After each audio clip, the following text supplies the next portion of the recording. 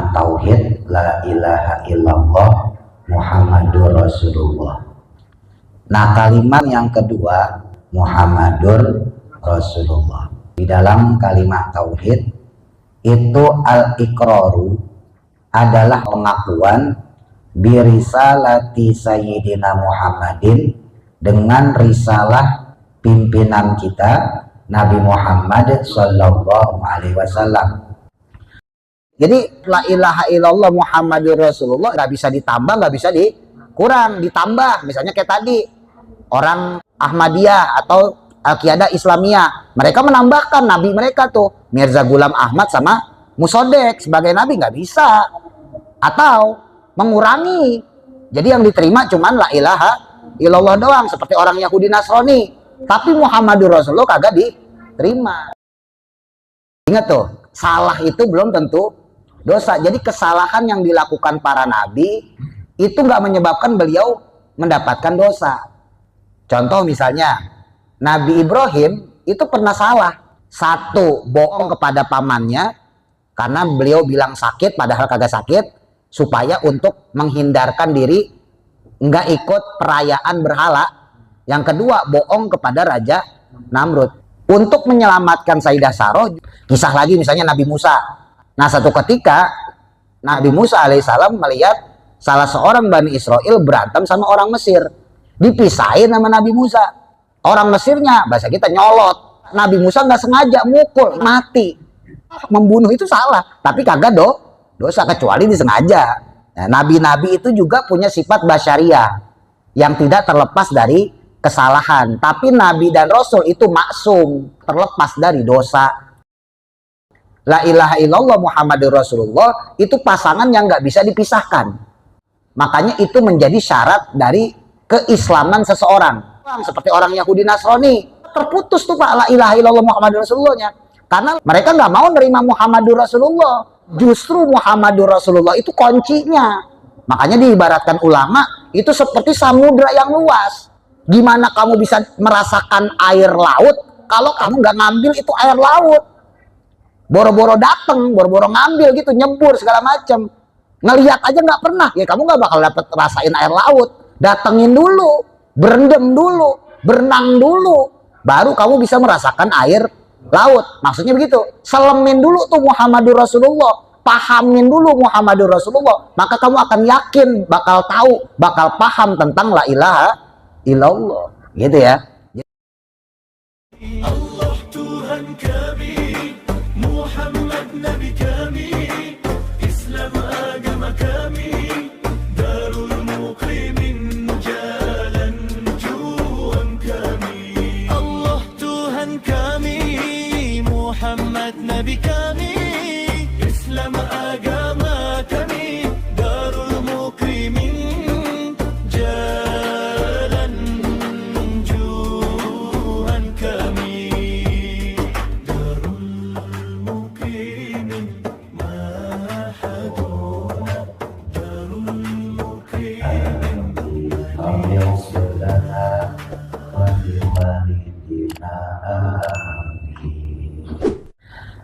Bismillahirrahmanirrahim. Qala musannifu rahimahullah ta'ala wa nafa'ana bihi wa bi barakati ulumihi fi dharaini amin. Melanjutkan tentang keterangan dari kalimat tauhid la ilaha illallah Muhammadur Rasulullah. Wal jumlatu, dan adapun jumlah atau kalimat ungkapan, ya, asaniyatu yang kedua, maksudnya lafaz kedua. Kalimat tauhid itu kan ada dua kalimat ya Pak, ada la ilaha illallah yang pertama, terus Muhammadur Rasulullah yang kedua. Nah, yang kalimat pertama la ilaha illallah itu udah kita bahas kemarin. Nah, sekarang kalimat yang kedua Muhammadur Rasulullah. Nah, kalimat ungkapan yang kedua di dalam kalimat tauhid itu al-iqraru adalah ikrar atau pengakuan birisalati sayyidina Muhammadin, dengan risalah baginda kita, pimpinan kita Nabi Muhammad sallallahu alaihi wasallam. Wa yalzamu, dan memastikan, minhu, darinya, dari pengakuan atau ikrar tersebut, tasdikuhu, pembenarannya, fi kulima, dalam setiap sesuatu, jaa, yang datang, bihi, dengannya, maksudnya dengan apa-apa yang Nabi Muhammad Shallallahu Alaihi Wasallam bawa. Wayan dariju, dan juga termasuk fihi, di dalamnya, wujubu sidqir rusuli, wajibnya sifat sidik atau jujur, ya, bagi para rasul. Wa amanatihim, dan sifat amanahnya mereka, sifat bertanggung jawab. Wa fatonatihim, dan sifat fatonahnya mereka. Wa tabligihim, dan sifat menyampaikannya mereka. Lima, pada perkara, umiru, yang diperintahkan mereka, bitabligihi, dengan perintah untuk menyampaikannya, lil kholqi, kepada makhluk.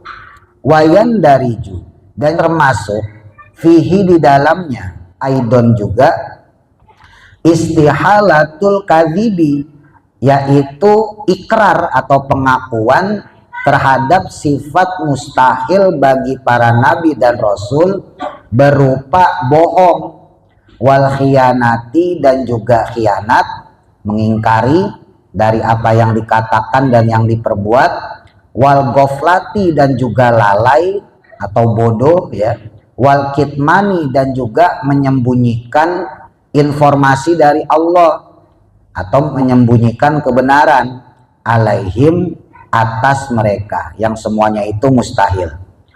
Wayan dariju, dan juga termasuk fihi, di dalamnya, aidon, juga, jawazul a'rodi, yaitu sifat jaiznya sifat-sifat al-basyariyati, yang basyariyah, maksudnya yang bangsa kemanusiaan.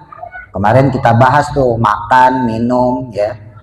Allati tu'addi, yang mana tidak menjadikan, ila naqsin, sampai pada kekurangan, fi marotibihim, pada martabat mereka, al-aliyati, yang tinggi atau yang luhur, ya. Li'anna sayyidana, karena sesungguhnya pemimpin kita, yaitu Nabi Muhammad Sallallahu Alaihi Wasallam, itu ja'a, beliau datang, biwujubi tasdiqi zalika, dengan wajibnya pembenaran tersebut, kulluhu, ya, semuanya. Kemarin kita udah bahas tentang sifat Allah dari lafaz tauhid la ilaha illallah Muhammadur Rasulullah. Jadi kalimat tauhid itu ada dua lafaz, la ilaha illallah, kemarin udah kita bahas jumlatul ula, ya, jumlah yang pertama. Nah, yang sekarang jumlatus saniyah, kalimat yang kedua, Muhammadur Rasulullah. Jadi kalimat tauhid itu kalau secara syariat memang maknanya itu sedikit. Saya bersaksi bahwa tidak ada Tuhan selain Allah, terus saya bersaksi bahwa Nabi Muhammad adalah utusan Allah. Tapi hakikatnya enggak. Ketika orang mengucapkan lafaz Muhammadur Rasulullah, maka dia telah menyematkan sifat-sifat kenabian kepada Nabi Muhammad Shallallahu Alaihi Wasallam yang kemarin kita pelajarin tuh. Nah, terus kemudian ada sifat basyariah, maksudnya sifat sebagai manusia pada umumnya. Cuman kemarin ditegesin nih sama saya Nawawi Banten, sifat basyariahnya Nabi itu nggak sampai menurunkan derajat beliau, nggak membuat cacat kenabian beliau. Secara kesalahan, Nabi itu nggak terlepas dari kesalahan, ya. Maksudnya dari Nabi Adam sampai Nabi Muhammad Shallallahu Alaihi Wasallam itu nggak lepas dari kesalahan. Tapi kan ingat konsepnya, kesalahan itu belum tentu dosa. Ya, ingat tuh, salah itu belum tentu dosa. Jadi kesalahan yang dilakukan para nabi itu nggak menyebabkan beliau mendapatkan dosa. Contoh misalnya Nabi Ibrahim itu pernah salah sebab pernah bohongin Raja Namrud. Ketika ditanya istrinya beliau itu, beliau mengakunya bahwa ini adalah saudari saya, saudara perempuan saya. Jadi Nabi Ibrahim satu ketika dakwah di satu tempat yang di situ ada utusan dari Raja Namrud. Sayyidah Saroh, istrinya Nabi Ibrahim itu cakep Pak. Nah sampai kemudian pengawal raja ini atau utusan raja ini, dia punya pikiran, wah ini perempuan kalau dijadiin permaisurinya Raja Namrud cocok nih, karena cakep Sayyidah Saroh itu. Maka kemudian Nabi Ibrahim diajak sama Sayyidah Saroh tadi menuju ke tempat Raja Namrud. Nabi Ibrahim bilang, hadhihi ukhti, ini adalah saudari perempuanku. Lah kan bohong berarti itu. Ya, kenapa Nabi Ibrahim nggak bilang bahwa saya suaminya? Karena utusan Raja Namrud itu membawa istri Nabi Ibrahim bersama Nabi Ibrahim itu untuk dipersunting, untuk dikawinin. Kalau Nabi Ibrahim bilang bahwa saya adalah suaminya, kira-kira diapain suaminya? Ya dibunuh, gitu. Makanya Nabi Ibrahim bilang bahwa saya adalah saudaranya dia. Untuk menyelamatkan Sayyidah Saroh juga untuk menyelamatkan Nabi Ibrahim. Makanya ketika di istana justru malah dijamu sama Raja Namrud, dikasih makan, dikasih minum. Orang saudara, ya ibarat bapak dulu kita seneng bini kita waktu masih pacaran, lah kan adeknya kita bayain, gitu ibaratnya. Kakaknya kita bayain, mertua kita bawain martabak, gitu kan. Nah Nabi Ibrahim juga pernah bohong waktu bahasa kita tuh hari raya Idul Fitri lah gitu ya, Idul Adha. Jadi ada satu tradisi mereka itu satu kampung menyembah berhala bareng-bareng. Di situ Nabi Ibrahim berbohong kepada paman beliau yaitu Azar. Itu beliau ketika ditanya pamannya, kok kamu nggak mau ikut? Ayo siap-siap, kita mau hari raya nyembah berhala. Nabi Ibrahim di situ bohong bahwa saya lagi sakit, pusing paman, saya lagi meriang, saya nggak bisa ikut deh, saya istirahat aja. Jadi paman yang merawat beliau dari kecil itu dibohongin. Nah kelak nanti ketika di hari kiamat, di yaumul hisab, Nabi Ibrahim dimintain syafaat sama para umatnya. Itu Nabi Ibrahim dalam keadaan nangis karena menyesali dua kesalahannya itu. Satu, bohong kepada pamannya karena beliau bilang sakit padahal kagak sakit, supaya untuk menghindarkan diri nggak ikut perayaan berhala. Yang kedua, bohong kepada Raja Namrud. Ingat tadi makanya saya sampaikan, salah itu belum tentu dosa. Nah, makanya bohong yang seperti ini ya sebetulnya nggak dosa. Kan di antara bohong yang boleh dalam Islam, tuh yang pertama, bohong untuk menyelamatkan diri kita sendiri. Yang kedua, bohong untuk menyelamatkan orang lain. Bohong untuk menyelamatkan diri sendiri, seperti Nabi Ibrahim tadi tuh. Ya, bohong supaya dirinya selamat nggak dibunuh. Bohong untuk menyelamatkan orang lain. Misal, kita lagi nongkrong di depan nih, tiba-tiba ada orang berantem, lari, kabur. Nggak lama kemudian nyusul orang bawa golok. Mana si Fulan tuh? Nah, nanyanya sama kita nggak boleh jujur. Itu lari ke situ, kagak boleh. Akhirnya dibunuh dia. Kita harus bohong di situ. Nggak tahu saya, atau ke sono kali. Nah, itu kan kita bohong tuh. Nah, bohong yang kayak gitu kagak dosa. Ya, jadi bohong itu juga belum tentu dosa. Nah, terus yang ketiga, bohongnya seorang suami kepada istri untuk menyenangkan hatinya. Atau sebaliknya, bohongnya istri kepada suami untuk menyenangkan hatinya. Bini masak sayur asem, keaseman banget. Nah, jangan jujur Pak. Ditanya kita tuh, enak gak Pak? Wah, enak, mantep. Emang gak ada yang lain deh, sayur asem mama paling enak. Padahal keaseman. Kagak boleh jujur kita. Sayur asem, mentang-mentang asem banget. Lu tambahin ketek apa ya? Kagak boleh. Ya, itu harus bohong kayak gitu. Ya. Dandan, tapi ini kan kadang-kadang mohon maaf ya, namanya perempuan, kadang kan dandannya berlebihan. Mau menor, lagi mau ngaji apa mau kondangan gitu ya. Yang menurut kita tuh berlebihan. Ya gimana caranya? Ya kita jangan sampai nyakitin hati gitu loh. Ya bagus sih menor gitu, cuman lain kali jangan terlalu berlebihan lah gitu. Jangan jujur, lo mau main topeng monyet. Jangan jujur malah dosa Pak. Ya, gitu ya. Nah jadi balik lagi, bohong itu nggak semuanya dosa. Dan dalam hal ini kan dilakukan sama Nabi Ibrahim. Yang saya mau tegasin itu. Jadi salah itu belum tentu dosa. Kisah lagi misalnya Nabi Musa. Nah, Nabi Musa itu pernah loh Pak ngebunuh orang dengan secara tidak sengaja. Dulu kan Bani Israel kan di bahasa kita mah diculik lah gitu ya. Dibawa ke Mesir untuk dijadikan budak. Makanya Bani Israel tuh nggak punya tanah. Nah satu ketika Nabi Musa alaihissalam melihat salah seorang Bani Israel berantem sama orang Mesir. Dipisahin sama Nabi Musa. Jangan berantem, jangan berantem. Orang Mesirnya, bahasa kita nyolot. Malah nantang Nabi Musa. Nabi Musa nggak sengaja mukul. Nabi Musa Pak, dipukul sekali, mati. Diaduin langsung ke Firaun. Nabi Musa dikejar-kejar. Singkat cerita Nabi Musa lari tuh ke Madian tuh ya. Nah, nanti Bapak bisa lihat di surah Al-Qasas tuh. Ayat 15 sampai 21 kalau nggak salah kisah itu. Nah itu Nabi Musa kan membunuh bukan dalam keadaan sengaja. Ya salah, membunuh itu salah. Tapi kagak dosa kecuali disengaja. Nah itu Nabi Musa juga di hari kiamat nangis Pak. Nah gitu ya. Jadi balik lagi, kesalahan itu belum tentu dosa. Tapi kalau dosa itu udah pasti salah. Nah, nabi-nabi itu juga punya sifat basyariah yang tidak terlepas dari kesalahan. Tapi nabi dan rasul itu maksum. Beliau-beliau itu terlepas dari dosa. Ini akidah ya. Hati-hati. Nabi itu nggak ada satupun yang melakukan dosa. Dari zaman Nabi Adam sampai Nabi Muhammad SAW nggak pernah ngelakuin dosa. Kalau salah, iya salah. Cuman salah belum tentu dosa. Termasuk Nabi Muhammad. Dulu saya cerita. Dalam satu riwayat beliau sholat 4 rakaat ya. Yang masyhur itu sholat isya.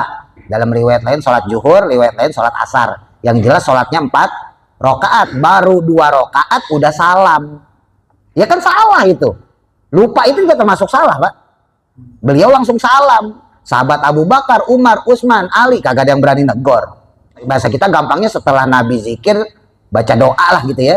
Nabi melipir tuh ke pinggiran, pengen pulang, ditegur sama salah satu sahabat Nabi yang lain. Wahai Nabi, ini tadi kita sholatnya baru 2 rakaat loh.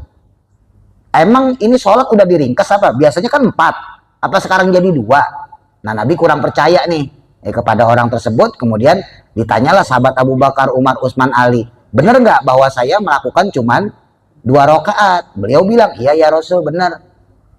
Oh kalau begitu ayo kita tambah. Nabi balik lagi ke mimbar, takbir, sholat tambah 2 rakaat. Kemudian sebelum salam sujud sahwi. Nah kan Nabi lupa tuh, salah juga. Ya, dulu udah kita bahas masalah fikihnya. Ini saya nggak mau lari ke fikihnya. Yang saya maksud adalah Nabi itu sebagai manusia juga punya sifat salah, sebagaimana manusia pada umumnya. Tapi bukan termasuk dosa. Kalau kita kan nggak terbebas dari dosa. Kita manusia itu nggak maksum. Ya, tapi kalau Nabi maksum. Maksum itu maksudnya terjaga dari perbuatan dosa. Perang Badar Pak. Perang Badar kan terkenal tuh. Nah perang Badar itu Nabi tuh awalnya nggak pengen di sumur Badar. Ya, sebelum sumur Badar itu ada satu bukit. Ya. Nah Nabi itu tadinya pengen sembunyi di situ, bukan di sumur Badar. Nah kemudian ada salah satu sahabat nanya, ya Rasul, engkau memutuskan kita sembunyi di sini untuk menghadang orang kafir Mekah, apakah ini inisiatif engkau atau atas wahyu dari Allah? Kata Nabi, ya ini sih inisiatif saya aja. Dan Nabi kan nggak pernah perang Pak. Dan Nabi mah kalau bahasa orang Jawa disebutnya priai, nggak pernah berantem. Nah terus ada satu sahabat yang bilang, ya Rasul saya punya usul, kalau boleh kita jangan ngumpet di sini. Kita kuasain aja tuh sumur Badar. Orang dari Mekah kan pasti keausan, air habis. Kalau kita kuasain sumur Badar, ketika mereka akan ngambil air satu demi satu, nah di situ kita bisa perang sama mereka. Kan nggak mungkin ngambil air gerubukan kan? Paling dia mengirim 100, 200. Padahal orang kafir saat itu kan bawa pasukan 1000. Nah singkat cerita diturutin tuh usul tersebut, akhirnya dikuasainlah sumur Badar gitu ya. Nah, jadi tetap Nabi dan Rasul itu nggak lepas dari kesalahan, cuman beliau semua itu dari zaman Nabi Adam sampai Nabi Muhammad SAW itu terlepas dari dosa, karena beliau para Nabi dan Rasul itu dihukumi maksum, ya terjaga dari dosa. Tapi kalau salah, beliau tidak terlepas dari salah, ya sebagaimana manusia pada umumnya, gitu ya. Titik. Selanjutnya, faqadbana, maka dengan demikian sungguh telah jelas laka bagimu, maksudnya bagi kita nih yang belajar, anna qaula la ilaha illallah, bahwa sesungguhnya ucapan la ilaha illallah Muhammadur Rasulullah Shallallahu Alaihi Wasallam itu mutadamminun, penghimpun li jami'il aqaidi, dari seluruh akidah-akidah al-mutaqaddimati yang dijelaskan terdahulu. Maksudnya akidah yang 50, Pak, yang kemarin kita bahas ya. Hatta anna jami'al ahkami, sehingga sesungguhnya semua hukum-hukum tersebut itu munzarijatun, tercakup atau terliputi tahta qauli Muhammadin, di bawah ucapan lafaz Muhammadur Rasulullah, kama qala ba'duhum, sebagaimana berkata sebagian mereka, maksudnya ulama, Muhammadur Rasulullah, adapun lafaz Muhammadur Rasulullah itu bahrun, adalah lautan, muhitun, yang luas, wala ilaha illallah, sedangkan lafaz la ilaha illallah itu qatrotun, adalah satu tetes, minhu, darinya. Tuh, sampai-sampai kemudian para ulama memberikan ibarat lafaz Muhammadur Rasulullah itu adalah lautan samudra, yang dimana satu tetesnya itu adalah kalimat la ilaha illallah. Maksudnya begini, Pak, untuk memahami kalimat la ilaha illallah itu kita nggak bakal bisa dapat sepenuhnya. Bapak mau ngaji bertahun-tahun, menghabiskan umur untuk memaknai secara hakikat tentang lafaz la ilaha illallah, itu nggak bakal bisa dapat full. Untuk mengetahui lafaz Muhammadur Rasulullah saja dalam sisi hakikat ya, itu seperti kita menyelami lautan samudra yang luas. Bagaimana kita bisa mendapatkan makna hakikat dari la ilaha illallah Muhammadur Rasulullah? Makanya itu pasangan tuh, la ilaha illallah Muhammadur Rasulullah itu pasangan yang nggak bisa dipisahkan.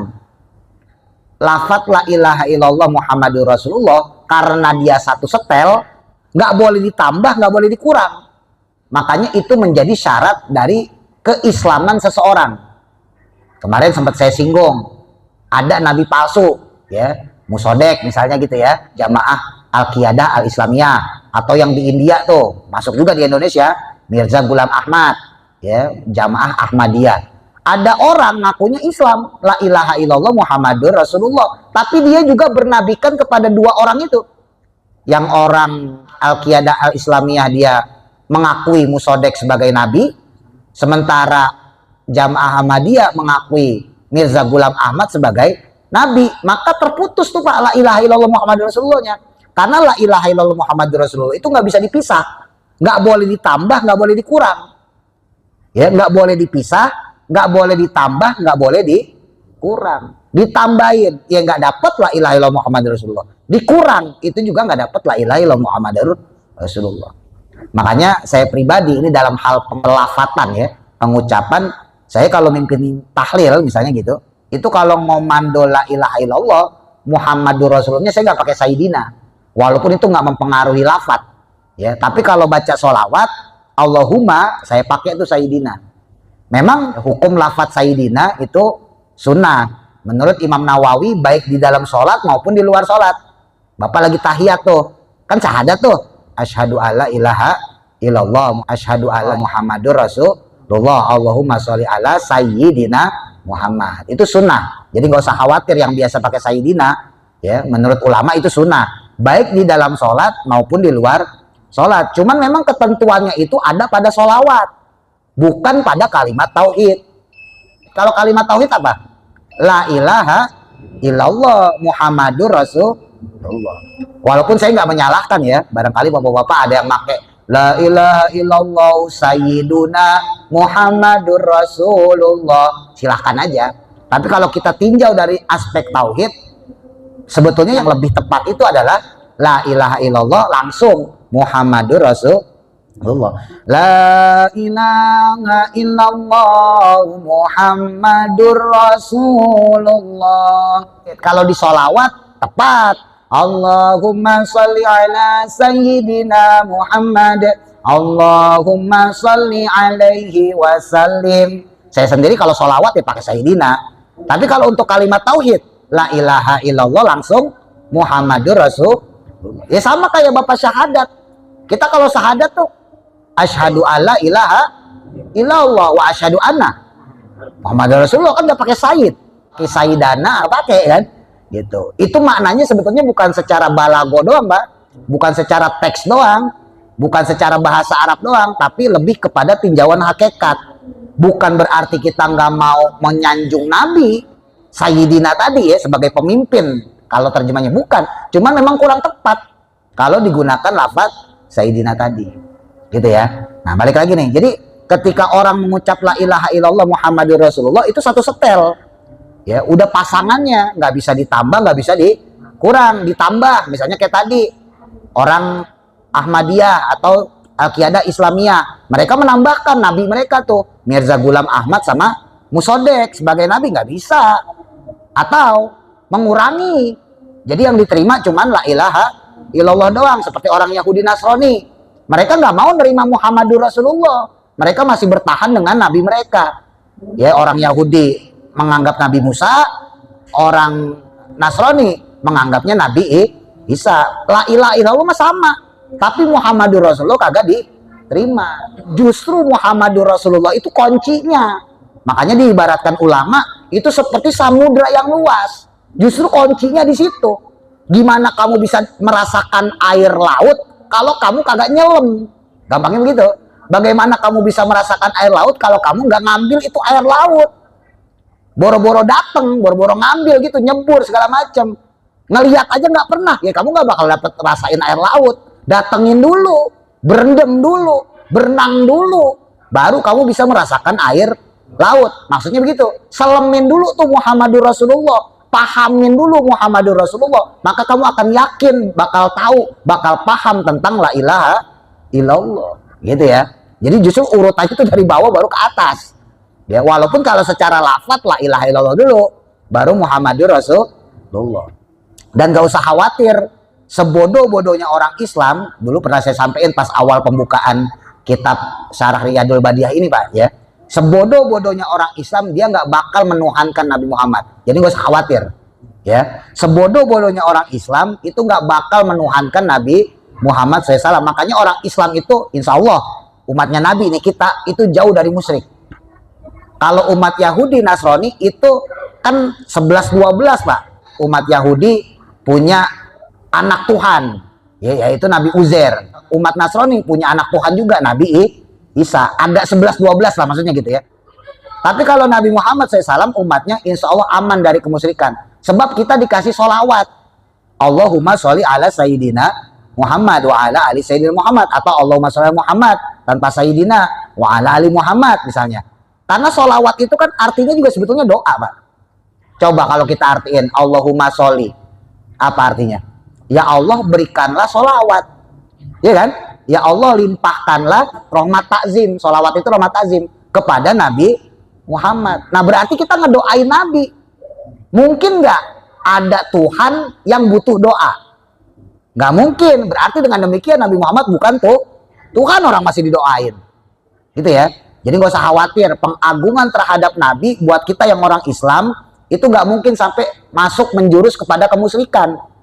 Beda sama orang Yahudi, orang Nasrani. Orang Yahudi menjadikan Nabi Uzair sebagai anak Tuhan, saking diagung-agungin ya, akhirnya dianggap anak Tuhan. Nabi Uzair tuh sakti juga Pak, sama kayak Nabi Isa. Nabi Isa menghidupkan orang mati, saking saktinya dianggap anak Tuhan. Nah Nabi Muhammad walaupun sakti juga dalam tanda kutip ya, tapi beliau diselamatkan oleh Allah dari penyesatan umat. Makanya tadi saya bilang sebodoh-bodohnya orang Islam nggak bakal dia menjadikan Nabi Muhammad sebagai Tuhan. Bapak tanya sama orang nggak pernah ngaji, tanya lah kalau nggak percaya sama orang nggak pernah ngaji, kerjaannya mabok, judi, nama Tuhan lo siapa? Pasti dia bilang Allah. Siapa Nabi lo? Muhammad. Muhammad Tuhan bukan? Bukan lah. PA lo. Paling gitu ya, malah kita yang dikatain. Ya. Jadi sebodoh-bodohnya orang Islam gak akan mengakui Nabi Muhammad sebagai itu. Wah gitu ya. Jadi aman lah insya Allah. Saya habisin dulu. Wa qad naso, dan telah menentukan al ulama'u, para ulama, maksudnya nas ulama ya, atau dalam bahasa lain namanya ijma. Ala annahu, bahwa sesungguhnya layan tafi'u, tidak bermanfaat, asyahsu, seseorang, binutki, dengan ucapan atau dengan kata-katanya, bihataini dengan dua kalimat tauhid, al jumlataini yang berjumlah dua bentuk, asyarifataini yang mulia keduanya, maksudnya la ilaha illallah Muhammadur Rasulullah, illa kecuali kalau pengen bermanfaat ya iza fahima ketika memahami maknahuma akan makna keduanya, walau ijmalan walaupun secara umum atau secara global tuh. Kalau orang pengen manfaat keimanannya, ya dia harus belajar tentang lafadz la ilaha illallah Muhammadur Rasulullah. Jadi nggak berfaedah, nggak bermanfaat bagi seorang mukmin kalau dia tidak memahami la ilaha illallah Muhammadur Rasulullah walaupun secara umum, walaupun secara global. Dengan kata lain, wajib buat kita seorang muslim mengenal dan mengetahui bahkan memahami lafadz la ilaha illallah Muhammadur Rasulullah walaupun secara global. Kayak tadi tuh, ini yang kita kaji ini itu global Pak ya. Kalau kita mau telusurin satu persatu tuh panjang tuh, dimana nanti di surga ada lafadz la ilaha illallah Muhammadur Rasulullah, nanti di situ akan memancarkan ma'ul hayat, ada air kehidupan yang kita nanti kalau minum di situ bakal masuk surga abadi. Terus belum lagi nanti menjadi kunci surga, miftahul jannah la ilaha, dan seterusnya ya. Kita nggak pahamin itulah, kita pahamin secara global aja. Kayak tadi itu yang saya sampaikan, bahwa lafadz la ilaha illallah Muhammadur Rasulullah itu satu setel, satu set, nggak bisa dipisahin, nggak bisa ditambahin, nggak bisa dikurangin. Minimal itu sudah menjadi faedah tersendiri buat kita, gitu ya. Qala ba'duhum, berkata sebagian dari mereka, para ulama maksudnya, wal ausa'u, hal yang lebih luas, li zakiri, nah nih buat orang yang berzikir, ayulahizo, bahwasanya hendaknya dia memperhatikan atau fokus, akhzahuma, dengan pengambilan keduanya, dua kalimat tersebut, minal qur'ani, dari Quran, liyusaba, yang mana agar dia nanti diberikan pahala atau ganjaran, alaihima, atas pengucapan keduanya, mutlakon, secara mutlak tuh. Oleh karena itu, kalau kita senang zikir dengan la ilaha illallah Muhammadur Rasulullah, kata Syekh Nawawi Banten, fokuslah dengan lafaz tersebut. Ya, Bapak kalau tahlilan atau mungkin di rumah baca sendiri gitu ya, itu fokus kalau ngucap la ilaha illallah, la ilaha illallah, la ilaha illallah, la ilaha illallah, fokus, khusyuk, tawadu, tadoru. Kemarin sempat saya singgung, ada kebiasaan ya orang-orang torekot itu ngucap la ilaha illallah tuh la-nya ke samping kiri, ilahanya ke kanan, illallahnya ke dada, ke jantung. La ilaha illallah, la ilaha illallah, untuk menaikkan fokus, untuk meningkatkan konsentrasi ya. Jadi dilatih banget. Mohon maaf ya, hati-hati kalau tahlilan tuh jangan sambil ngobrol. Kadang saya suka sebel kalau ngeliat orang tahlilan tuh ngobrol, la ilaha illallah sambil ngobrol, la ilaha illallah, makanannya apaan gitu, sempet-sempetnya nanyain makanan, la ilaha. Kadang-kadang ngomongin orang yang meninggal ya, yang kita tahlilin orang meninggal, sambil ngomongin orang meninggal, la ilaha illallah, la ilaha. Matinya kenapa sih dia gitu? Baca surah Yasin, baca tahlil, mohon maaf ya, jauh dari khusyuk. Nah padahal itu kesempatan kita untuk, dalam tanda kutip, bermeditasi sebetulnya. Mungkin kalau di sholat kita nggak bisa khusyuk, kita punya kesempatan tuh zikir di situ. Tapi itu pun kadang-kadang suka kita lupain, kita lalain, gitu ya. Nah makanya dimanfaatin.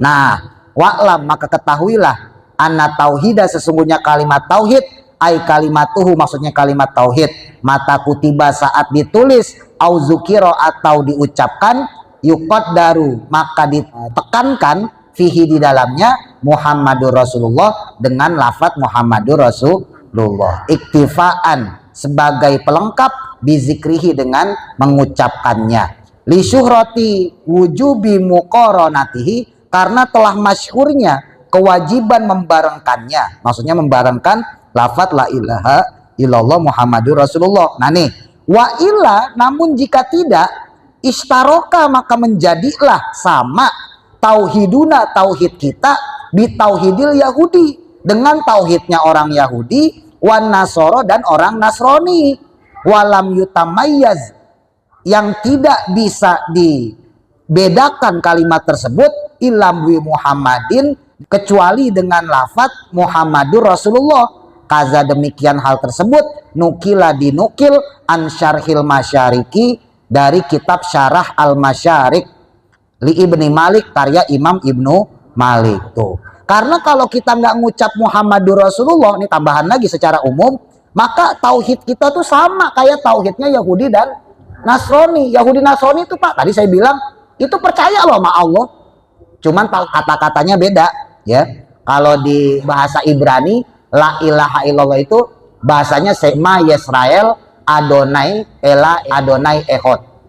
Jadi kalau kita mah la ilaha illallah Muhammadur Rasulullah, la ilaha illallahnya itu kalau orang Bani Israel, orang Yahudi, orang Nasrani, itu bahasa Ibrani Sema Yisrael Adonai Ela Adonai Ehod. Wahai kaum Bani Israel, Israel itu artinya hamba Allah, bersaksilah tidak ada Tuhan selain Allah. Jadi jangan dikira orang Yahudi Nasrani juga kagak bersaksi, kagak beriman kepada Allah. Beriman Pak. Yang membedakan, nah ini nabinya. Nabi mereka Nabi Musa orang Yahudi, nabi mereka Nabi Isa orang Nasrani. Sementara kita Nabi Muhammad. Padahal Nabi Muhammad itu statusnya, misinya diantaranya yaitu untuk melengkapi syariat nabi-nabi terdahulu. Makanya nggak boleh cuman meyakini Nabi Musa, nggak boleh cuman meyakini Nabi Isa, tapi harus juga bernabikan kepada Nabi Muhammad SAW, gitu ya. Terakhir, wa amal qismus salis, dan adapun pembagian yang ketiga, min hadzal fanni, dari cabang atau fan pembagian ini, wa huwa adapun dia itu sam'iyatu adalah yang bangsa sam'iyat, maksudnya yang bangsa pendengaran, berita-berita yang didengar. Faminhu, maka termasuk darinya itu su'alu munkari wa nakirin, pertanyaan malaikat munkar nakir, lana kepada kita, fil qabri di dalam kubur. Wahwa adapun pertanyaan malaikat munkar nakir tersebut itu amun merata likulli mukalafin kepada setiap mukalaf, min ummatid dakwati, dari setiap umat yang menjadi sasaran dakwah, al mukminina, baik orang-orang mukmin, orang beriman kita, wal munafikina, dan orang-orang munafik, wal kafirina, dan orang-orang kafir. Jadi orang munafik dan orang kafir nanti di alam kubur dan di akhirat itu juga dimintain pertanggung jawaban. Faidatun, suatu faedah. Wallahu a'lam bishawab. Mudah-mudahan manfaat. Al-Fatihah. A'udzu billahi minasyaitonir rajim. Bismillahirrahmanirrahim. المكرمين معهدنا دار المكرمين مدى للسنا